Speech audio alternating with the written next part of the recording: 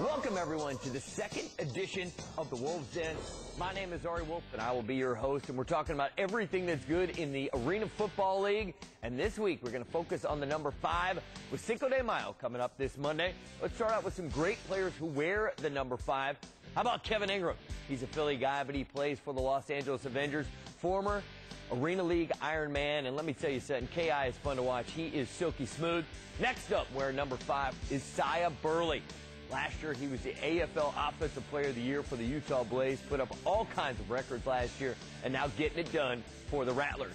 On the defensive side of the ball, you can add into the equation B.J. Cohen, been one of the top pass rushers in this decade, and they're also wearing number 5, but we'll call him a double nickel, as we've got Colston Weatherington, the terrific defensive end for the Dallas Desperados. How about the 5th greatest player of all time? AFL in their 20th anniversary season had a top 20 list. Number 5 all time, Hunky Cooper. 2-time world champion with the Arizona Rattlers, small in stature, but Hunky always played big on the field. Next up, the top 5 coaches of all time, and this is purely based on wins. No editorials here. This is purely based on the facts. At number 5, Darren Arbette, the outstanding head coach for the San Jose SaberCats. 3 world championships in the last 6 years. Just done a magnificent job guiding that franchise. Next up, Mike Daly. Let's fight and kick as a team. I love this guy. He's the guy who taught me the game of arena football. He's a 2-time world championship winner. First time in Albany in 1999. Second time with John Elway's Colorado Crush in 2005. Well, next up, Mike Daly's best friend, Mike Hohensee. Hohensee, known as one of the great offensive minds in the history of the game. He was a quarterback in the AFL in week 1 of the inaugural season. He's still in the AFL today. And Coach Hohensee won his world championship in 2006. Next on the list is Danny White. And Danny White not able to add to his win total so far here in 2008, but just an unbelievable job in Arizona, winning world championships in 1994 and 1997. And now we come to the winningest coach in AFL history. That is Tim Markham. This guy, unlike any other coach I've ever seen, he is a true maverick. There's only one way to do things in Tampa, and that's Tim Markham's way, and he's had great success. So there's your top 5 winningest coaches in AFL history. It is now time on the Wolf's Den to talk about the top 5 receivers of all time, and this is just my opinion. Let me tell you something. This was tough. I was tossing and turning last night. Who do you go with here? We're going to start out at number 5. Now, I had to take a receiver from the Tampa Bay Storm, but do you go old school, Stevie Thomas, George LaFrance?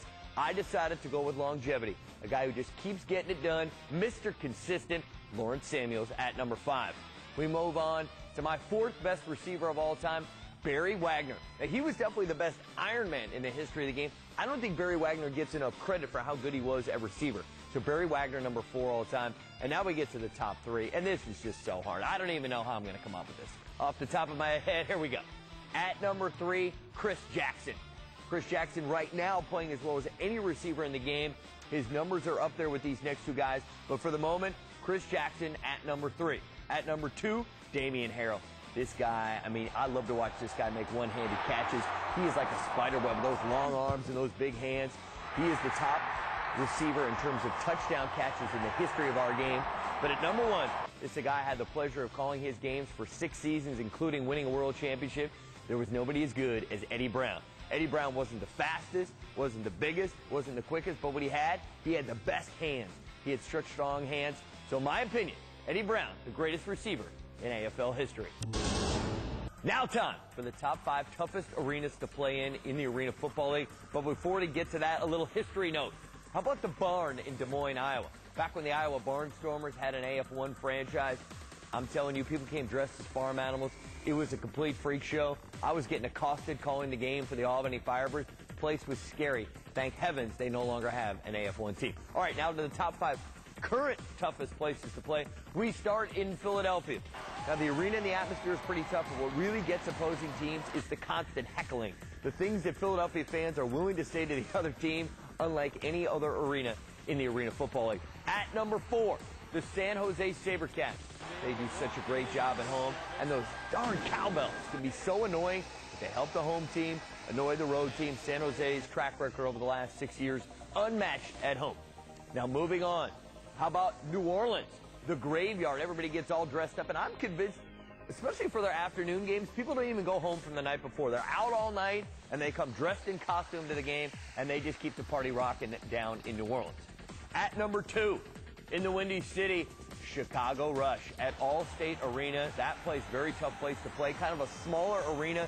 Every seat is on top of the field, and that place is really tough. And Mike Hohensee and the Chicago Rush have developed a really strong home field advantage. So who's number 1? I'll tell you who's number 1. The Jungle in Orlando. It's like going to a bachelor party.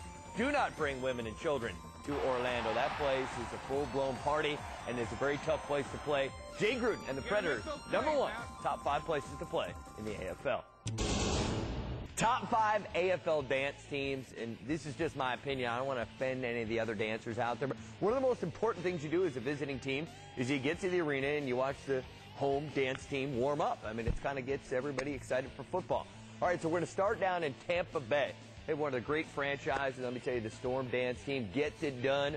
I remember when the Arena Bowl was down there a few years ago when they played Arizona. They put on quite a show for the home fans.